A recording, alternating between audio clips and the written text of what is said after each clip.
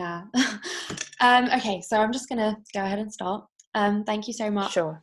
for agreeing to do this chat with us. I'm just going to do a brief introduction on who you are. Obviously, you took part in the first episode ever of our podcast, Menstrual Musings, where our co-director, Hannah Bryce, talked to you about menstruation in visual culture and history, and everyone should definitely check this out on Spotify if they haven't already. Just a brief introduction, Dr. Rostvik is a founding member of the UK Menstruation Research Network and is currently an honorary research fellow at the University of St Andrews with a project about the history of menstruation in art and advertising, 1950 to present. And Dr. Rostvik also co-organises an early career network for women and a feminist reading group, and her work is amazing and exemplifies the importance of menstruation as an academic subject. And so I'm very excited to be talking to you today. So thank you so much for joining me. I'm not sure if there's anything you want to add to that little description of yourself. But, no, that sums it up. I'm currently at Leeds, no longer at St Andrews, but still affiliated. But whatever. Technicalities. Yeah, So if people want to reach me, that's where I am. Yeah. So I'll just go right in. And the first topic that I kind of wanted to talk to you about was, obviously your new book is coming out largely about the commodification of periods and this idea of like menstruation as profitable, which is obviously kind of contradicts the millions of people experiencing period poverty around the world. So I was wondering if you could like talk a little bit about that, maybe give a little overview of your new book. Yes, it's in the final stages. It's not out yet, but it's called Cash Flow: The Business of Menstruation Since 1960. Although I might push it back to since 1940 because this industry is, older than that, and everything kind of hangs together. So what it's trying to do is provide a update on the already existing scholarship. So there's some fantastic books. One by Elizabeth Kisling called Capitalizing on the Curse, and another by Shara Vostral called Under Wraps. And those books and some others, they did that important foundational work of first kind of examining what this industry was about and how it started in the kind of early 1920s. Yeah. And so what I'm trying to do is to take that history out of the US context, slightly more global perspective, not completely global, but the languages that I speak, so Scandinavian and English with a view more to the European side of the story, and also bring it slightly into the future. So those books were written, a good maybe 10 years ago or so, or 5 years ago, and a lot has happened. And the industry is kind of rebooting again. So I'm trying to figure out, everything that's happening with advertising, new products and excitement right now in the industry. How does that relate to its longer history? And so it's structured very simply. I'm just following the biggest corporations. So, your American corporations, to see how they kind of globalized, British, Swedish corporations, projects that have failed and projects that have succeeded. So hopefully it will give people who work in the field more, archive-based, detailed historical information. But it might be of interest to menstruators too, because a lot of people use these products, but we don't know so much about them. Historians don't know a lot about them. So people who are not historians are also full of questions, and I've found really interested in this history. So that's kind of where it sits and the gap it tries to fill. And when taking this kind of global perspective, do you find that there are very like strong commonalities globally, or the different kind of places, like Scandinavia or different places in Europe have differences in the history of how they have kind of marketed periods? Yes, so the industry in the early days was very I think you can say you can use the word Western. That's the word that they would use. You know, they were interested in Westernizing and even earlier civilizing the rest of the world, right? They wanted to kind of clean up practices that they saw as bad, whether that be in rural Norway or urban Kenya or India or America. It doesn't matter where it is, but they wanted to promote this hygienic, comfortable new paradigm rooted in certainly the English-speaking world and dominated by the US until the 70s. And then from the kind of late 60s, 70s, we saw an explosion in competition, really. So you got more companies trying to get into this market, and it became more global. So you kind of got both advertisers but also product developers who came from other countries and other cultures, and therefore brought different traditions with them. So we see that with the entrance of the Swedish big corporation, which is called Essity today. The Swedish attitude to menstruation is not free of taboos by any means, but it is different. That's to do with really practical things like how cold or warm is your country, what do people find comfortable, what materials have they used, what is the role of women in the society, and what is the national myths that a company wants to promote, right?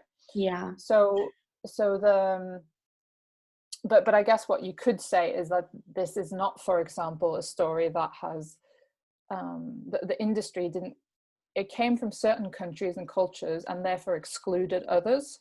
And today, I guess we could ask, what would it have looked like if, for example, it was India that went out and provided one brand of tampons to the rest of the world? Of course, that would have reflected Indian attitudes. So you could say that I think it is important to really drill down into what this Western perspective, this American perspective on menstruation has given to the rest of the world. Some of that is problematic, and some of it is, technology and education. It's not black and white, but it's a specific starting point for sure that has had historical ramifications. I think it's obviously important to take note of the fact that just because it's mainstream and the most dominant thing doesn't mean that it's necessarily the universal right answer, which is obviously really interesting. And also why menstrual solutions and solutions to period poverty have to be so rooted within different cultures. There's no one blanket answer to period poverty around the world, really. Yes, and I think that's what's so interesting with what's happening now. And you see these big traditional, multinational corporations, that it's difficult for them to turn the ship around because they've been preaching this message of, hygiene, femininity, discretion for so long. And suddenly their consumers are saying, well, not all the consumers, but some consumers are saying, hey, we want different messages and we want different products. And it's very difficult, for example, for Kimberly-Clark or Procter & Gamble to turn around on a dime, but a small startup can do that. And then there are, again, it's not black and white. The startups sometimes rush into these things so quickly that they haven't tested properly. They overpromise, they say they're green without any documentation. And at least you can say for the more traditional corporations that, they don't do anything unless they can at least claim that it is 100%. Whether it is another story. So would you say that kind of attitudes to, or menstrual advertising in general, is more controlled by social attitudes, from the bottom up? Or would you say that it is these big corporations who are kind of defining what the mainstream menstrual adverts should look like? And do people really have kind of agency and a voice in being able to change these mainstream adverts? That's the question. That's a really good question, and that's the question that anyone who uses these products, whether they be disposable or reusable, should be asking themselves. Because if you use these products, you are yes, you are a menstruator, but you're also a consumer, Yeah. and consumers have power. So we've seen the power of, for example, boycotts. We saw that in Kenya during the My Always experience debate, where it was found that the Always product from Procter and Gamble was of less quality than the one sold in the US. Yeah. Quite recently, actually. And then there was a boycott, and that forced this massive corporation to sit down and talk with consumers in Kenya. And I understand that, it doesn't seem like, much came of that, but they forced them to the table. Yeah. Likewise, you could look at, toxic shock syndrome, and the way that, it's interesting that the industry will say, well, some groups are so conservative and they don't want to use tampons because they're backwards and they don't understand that toxic shock syndrome is, it's very rare. But Yeah. you could also look at it as a boycott. There are groups of people who don't use tampons, and that's a consumer choice as well as a cultural choice. So consumers have power, but they have been, it's not like boycotting a more mainstream, less stigmatized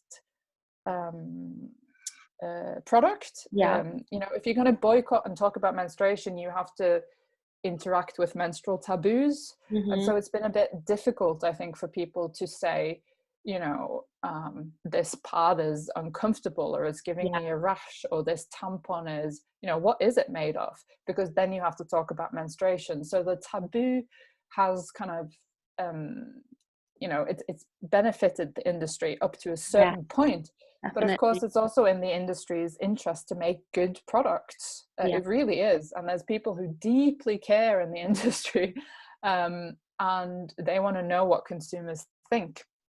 So, to think of ourselves, if we use these products, you have a voice. You're the most important person in the industry. If you stop using one product, swap to another one, that's what keeps these companies up at night. That's what they fear. Yeah, definitely. And I think another thing to think about is also the kind of like practicality of like using a period product, in that you can be maybe ideologically against using disposable pads because you care about the environment, they're bad for the environment. But I think really when it comes down to your period, it's kind of for a lot of people it is that kind of ease of use. So I think sorry.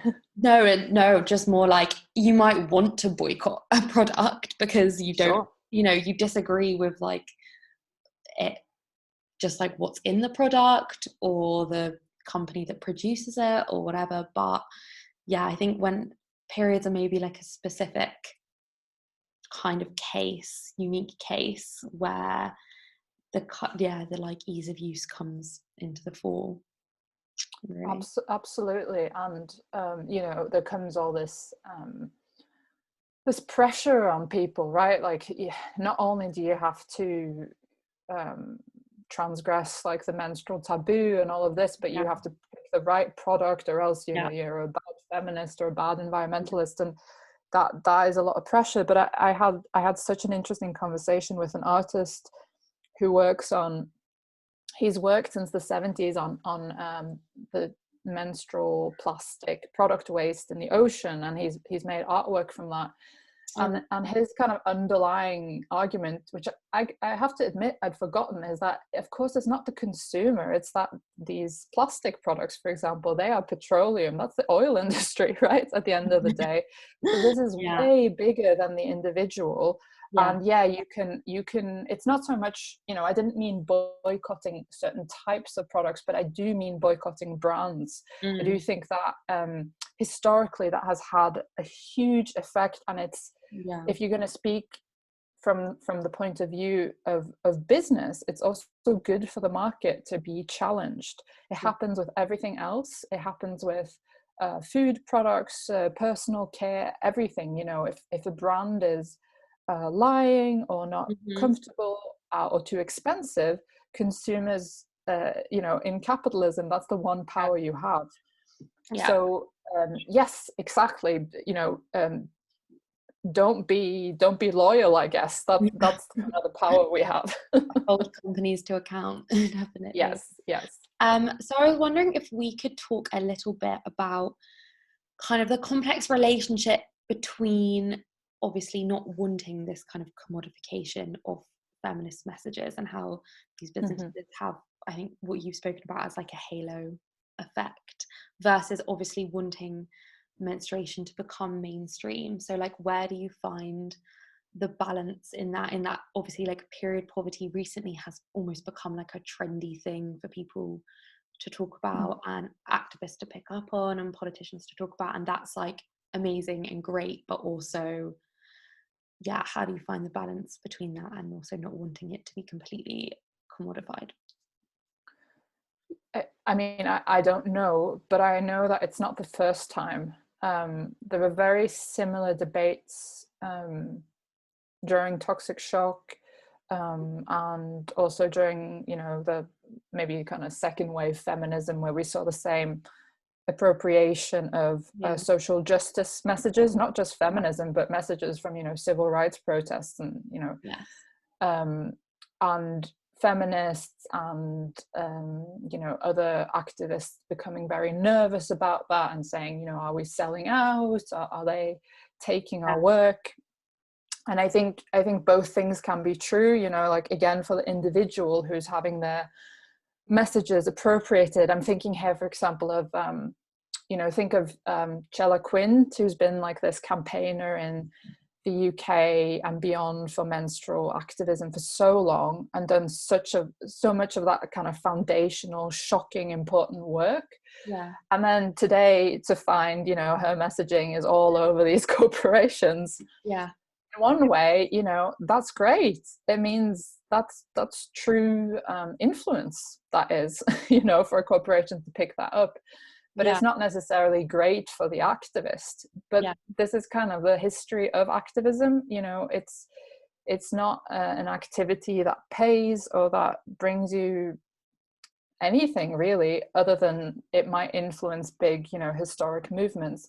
And so I think all we can do with this moment, and we don't know how long this menstrual moment is going to last, is to keep reminding ourselves of this history. So Chris Boble, in her book New Blood, which is about the history of menstrual activism, I think anyone working in this field should read that, because we don't have to reinvent the wheel. A lot of these problems have been discussed before, and we have allies and we have older people in this movement who know so much. And B, it will make you feel less alone. Like, I think, younger people in this movement are doing such fantastic work. But there is like a whole historic kind of support system out there to help as well. Yeah. And no one has to kind of do this alone, because the industry isn't doing it alone. They support each other in a way. They compete with each other, which is how they support each other. So maybe one thing we can do in this kind of chaotic moment where maybe there's fears of selling out, is to just remind ourselves this has happened before, and I guess history also shows that like menstruation is becoming the taboo is not over, but it is changing, maybe narrowing slightly some places. So we can say that's a victory, but that victory came from activism, and then the industry boosted that activism. It has a role to play, but it didn't come from the industry, I think is fair to say. And I think there is value in the message being accessible as well. Like, it doesn't really help if there's just like a small circle of like academics and activists who use very like inaccessible language, or they're all like talking within themselves. Like something that's actually going to bring change, as if unfortunately the message might become a bit diluted because it's being used by various companies. But that obviously is a positive in it being commodified almost. Sure, because this, like, let's not kid ourselves. This is a business, right? As long as menstruators are also consumers, we will be locked into this business. The only alternative is legislative work to get everyone free products, which you've seen some places, or free bleeding or something, or contraceptives, of course, which also comes with the cost. So there's very few alternatives here. So, you know, there's no point being too hard on a movement when there's actually not that many options. And then the other thing to think about too is, like, we talk about the movement and we talk about the industry, but within both there are individuals. And having, you know, I've interviewed so many, both advertisers, product developers, and just people, men and women in the industry, and they're not, as, you know, on the individual level, they share a lot of the concerns, and they're, you know, I mean, maybe I kind of like drunk the Kool-Aid, but I do feel that there's a lot of people in there who really, really care. I mean, even in the massive brands, and who are so kind of, I'd say, almost embarrassed or shocked at, like, the period poverty movement, because these are the things they've tried to talk about for maybe 30 years, but, you know, no one wanted to hear it. Or the advertisers who made the blue liquid because of censorship laws, and then now they're being ridiculed. So I think, you know, it's difficult to make allyship between activism and corporation, but it's not like they are, you know, the bad guys. It's a bit more complicated than that. And if we think of there being individuals in the industry who want some of the same things as the, you know, the quote unquote pure activists, maybe we can, you know, not relax, but it might make us feel a bit more hopeful about the future. And at the end of the day, you do have to be pragmatic and realistic about how change is going to happen, and not completely, you know, like dogmatic. They have more power, you know, end of story. Exactly.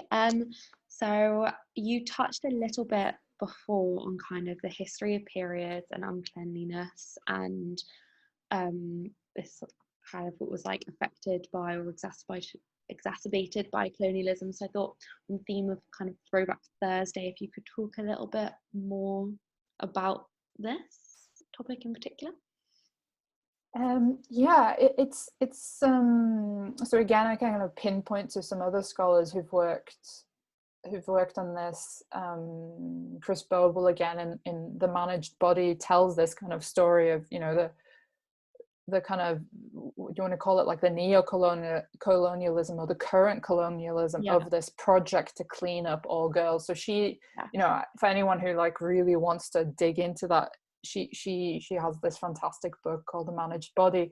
But I think, you know, at its most basic level, there's colonialism in terms of some of these biggest corporations were part of like actual colonial projects, right? So you think of your Unilever, your Procter and Gamble, your Kimberly-Clark. I mean, they have an actual colonial history, and they were founded on the ground of, you know, indigenous people. The same goes for a lot of the Scandinavian corporations. So you could draw it all the way back there, which might seem, you know, a bit extreme, but I think it's important to keep reminding ourselves that these factories and this business was built on, you know, a lot of stolen land. And then second, these companies were you know, entirely white. And I think that's important in the US. You know, as you go through the decades and the centuries in the US, that's a very important factor. And it's not unique to the menstrual industry, but it's also there. And then the fronting more, you know, maybe more in a more subtle way, but also very important, of whiteness and cleanliness in advertising. Again, because this is coming from a kind of white Western perspective. So in advertising, you have, you know, white, slim, able-bodied women. They are modeling what it looks like to have a nice period, you know, invisible, but also this type of specific femininity, right? And what happens then is that anyone who doesn't look like that is, by association, you know, dirty or not doing it the right way. So again, this is not unique to that industry, but it happens here too. And then in later years, there's weird things going on. And I think that this is what Boble outlines so well in her book, is that when kind of in the early 80s, when these big corporations started going out truly globally into the world, sometimes they would donate things and educate, and sometimes they would just sell. Yeah. And they found culture clashes, right? For example, you know, the Kenyan example, I just think it's so important. I keep coming back to it. Yeah. Of consumers saying, actually, this advertising doesn't speak to us. Yeah. Very recently, there was an interesting kind of case of this when that ad that went viral here, this blood normal ad from Essity, the Swedish multinational corporation, which was, you know, said to be the first one to show realistic red liquid. They tried to put it out in Australia, and they went through a censorship board there, and that was great PR for Essity because it looked like they were, you know, the modernizer, the civilizer. Yeah. They were going to bring proper education and frank modern messaging to Australia. But then when you read through the kind of the complaints from viewers, it's not just, you know, oh, this is disgusting. There's some of that, but there's comments about, you know, this doesn't speak to Australian tradition or language, or, you know, all the people in the ad are white. That's slightly outdated here. This is a Swedish message. So it's very interesting, right? That ad just slipped straight into Britain and was largely celebrated. And then you go somewhere else and it doesn't. So when these brands started to properly globalize, they also met a lot of this resistance and debate and discussion, and that's been going on since, I'd say, you know, the early 80s. And so they've learned to be a bit more agile, and today you know, all the biggest brands, they have offices on the ground everywhere where they have big you know, big consumer groups. So, you know, whether that's good or bad is neither here nor there, but there is perhaps yes, there is still a colonial approach, of course there is, you know, of cleanliness and hygiene and capitalism and all these big forces, but I would say that it seems like the industry is aware of that today. Yes. Yeah, I guess that goes back to kind of the power of the individual to change the messaging and to kind of take a stand, which is important. But yeah, I think Unilever were like the original company who kind of went into colonial Africa and started instituting these ideas of like whiteness and cleanliness, and their advertisements are just absolutely horrific. So yeah, I think it's definitely important to be aware of that and know that kind of that's the foundations of the companies that we literally put our money into every single day. Yes. And it's like, you know, it's difficult to unravel yourself from using these products. The same might be true for a company that makes toilet paper, you know, whatever you might need. It's not, again, it's not like we have to be able to have this knowledge, I think, without punishing the individual and saying, you know, well, if you're not boycotting, then you're bad, because it's about corporate responsibility, which is interesting. That's become like a buzzword, I think, in the business world, truly, the last 5 years, you know, corporate responsibility, that's like the biggest prize now. I mean, in literal awards, business awards. So everyone wants to be seen as, you know, what is the word that, so Procter and Gamble is like, you know, using the word woke, which is very interesting because that has activist traditions and scholarly and poetic traditions, right? And then you have them using it. On the other hand, you know, here we are in a new era where they're talking about that and aware of that kind of word. And I think that, you know, there's also been a change in the industry from having been dominated by women, a lot of white women, who made the products in the factories, and then male white managers. And that's shifted. You have more female leadership and you have a more diverse and global workforce today. So I think the messages from the, you know, inside the house and the people inside the house have also changed. And so it's a bit, you know, sometimes I think it is a bit unfortunate that at this very moment where the industry is being held accountable, again, it's probably more diverse than it's ever been. Yeah. So that's kind of interesting too. And of course, a lot of these massive campaigns, Blood Normal, Like a Girl, they Yeah. were made by women, a lot of women of color, also men. It's again, it's complicated. It's complicated. Yeah. It's very complicated, and I think it's good to remember there's like to go beyond this like dichotomy of like good or bad or black or Yeah. white, and however it is like it is a very complex relationship. So yeah, that is all extremely interesting.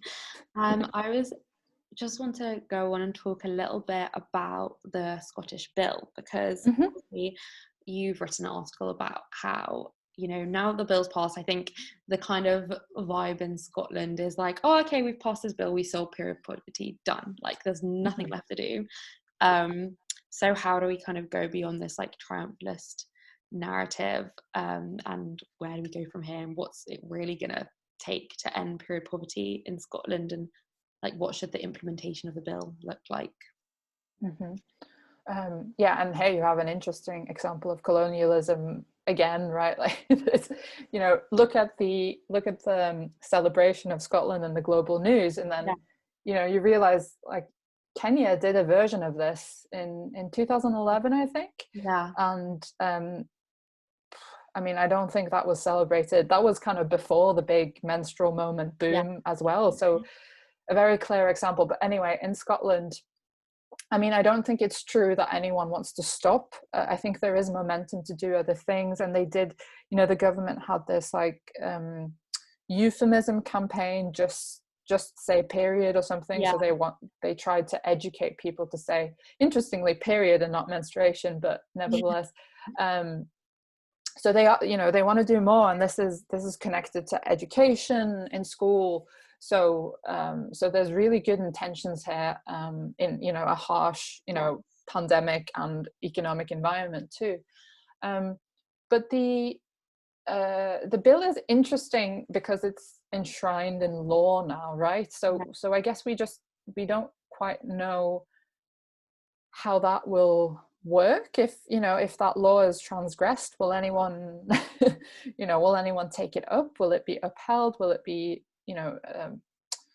not policed, but will it be used actively? Yeah. It's too soon to say. But it was very interesting following all the debates in Scotland, also in Holyrood, in the Scottish political system, because you know it really was an educational moment, I think. And here I'm talking about, adult politicians, men and women, who were Mhm.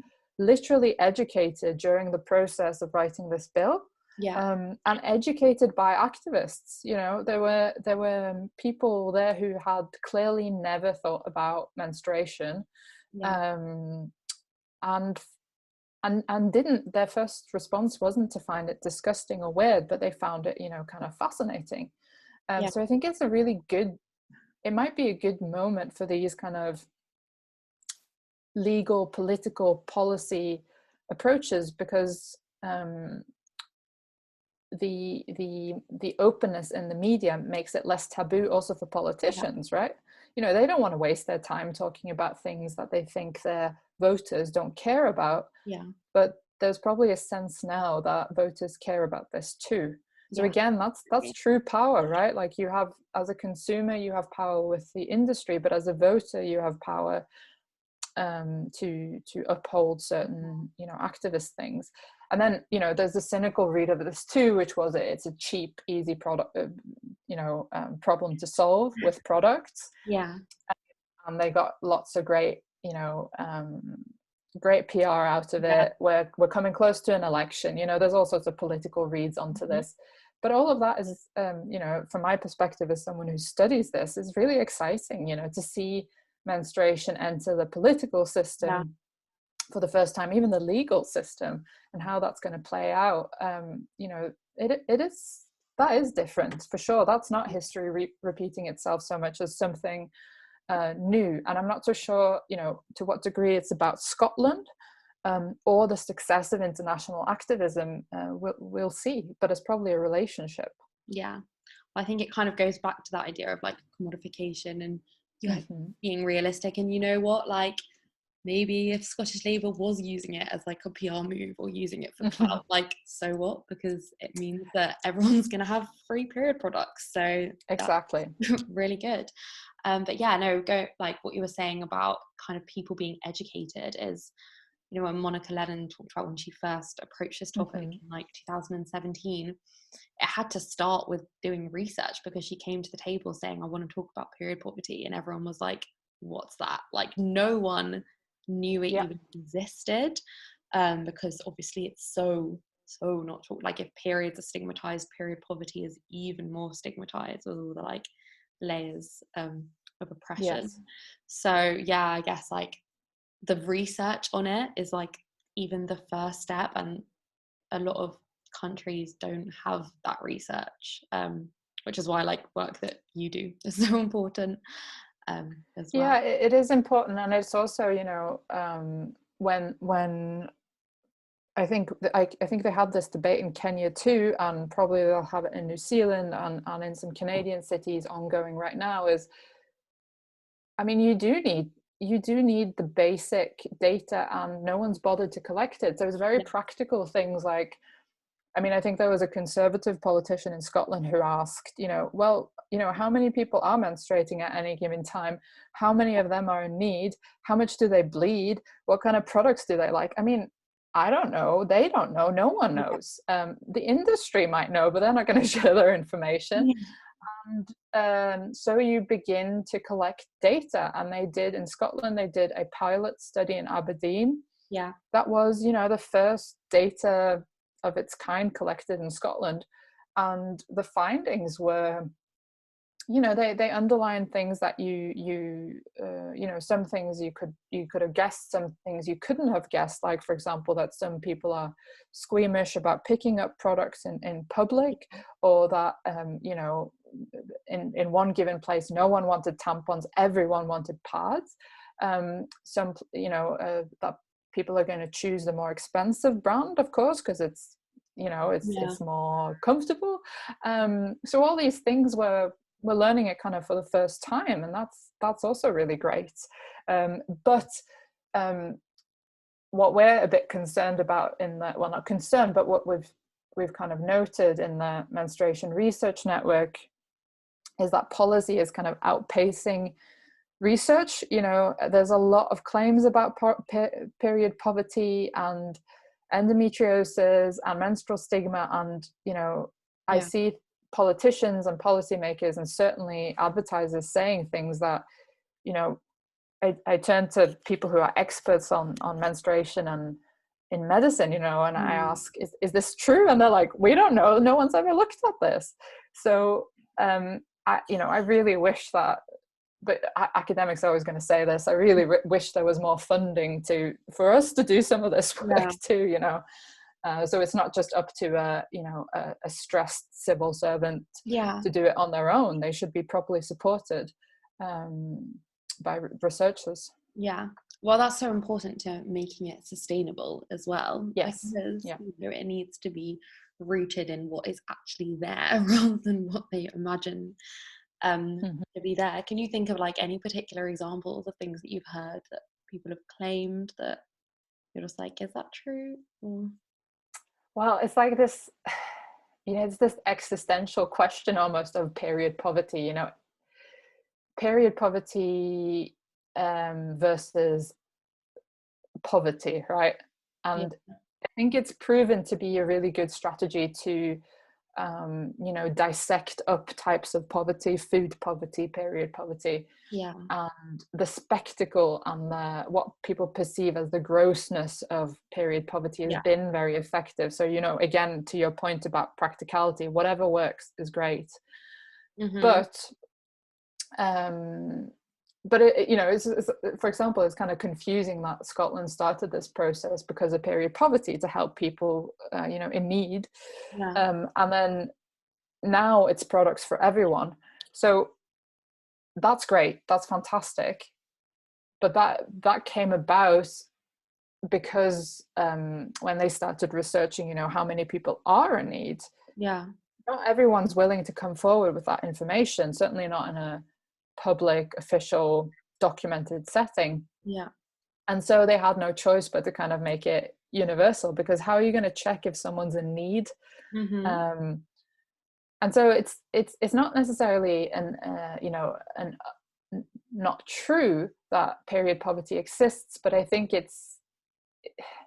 I don't know, like it's been used as a Not quite like the convenient. symptom of a problem, rather Yes. rather than the actual problem itself. Like, we need to be tackling poverty holistically, and until Yes, it's almost, I mean, it's great and it's amazing, but almost like putting a plaster on rather than like.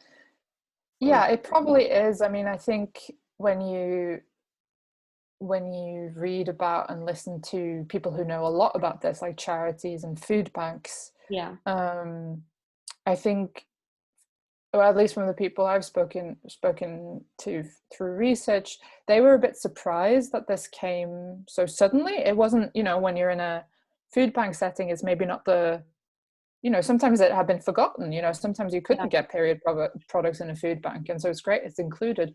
But it came maybe as a surprise that this became the focus, and so quickly, right? Whereas we know that poverty is holistic and much bigger than this. So I think it's it's a fantastic example of campaigning, right?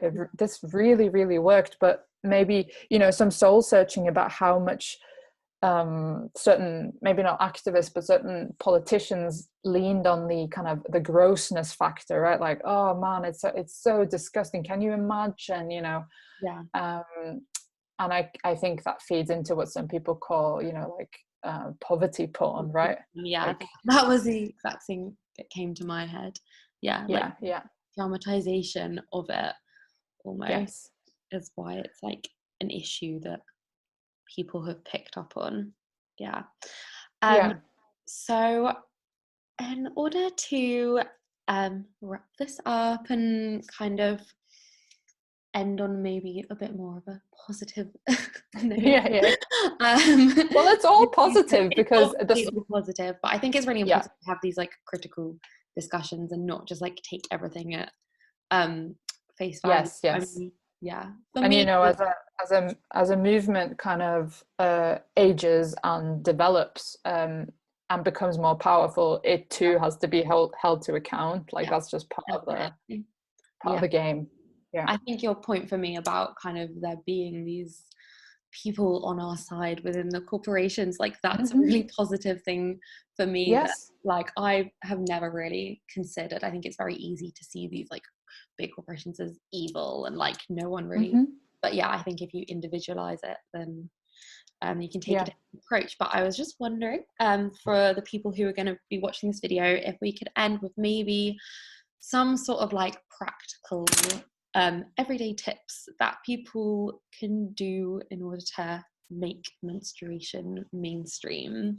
So whether like having conversations or certain actions. My suggestion is always like, when people ask me what can I do, I always say like just put some like pads or tampons in your toilet at home.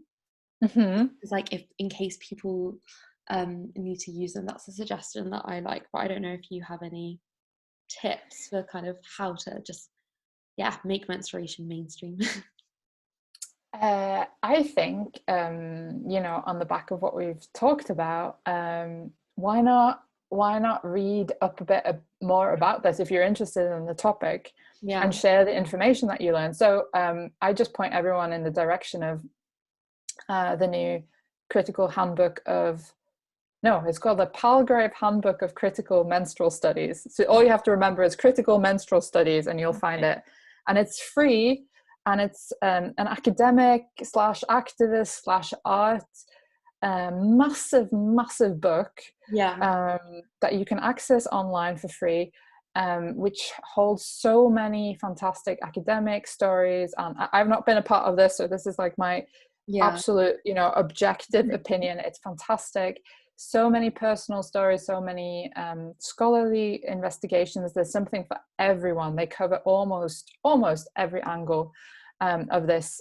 So I would say, go read a chapter, learn something new, and then, why why not share the link to the chapter on social media, so that we don't only celebrate, you know, the product, which is very important. Yeah. I like the idea of having it in the bathroom. That's really nice. But Yeah. also celebrate, you know, the activists and scholars who are working, you know, behind the scenes. So those two strategies, maybe, Yeah. you know, why not? Yeah, and if you bring them in tandem, then you just get a holistic approach. So Absolutely, absolutely. yeah, well, thank you so, so much for this conversation. It's been amazing. I'm going to stop the recording now, if I can figure out how to do that. There we go.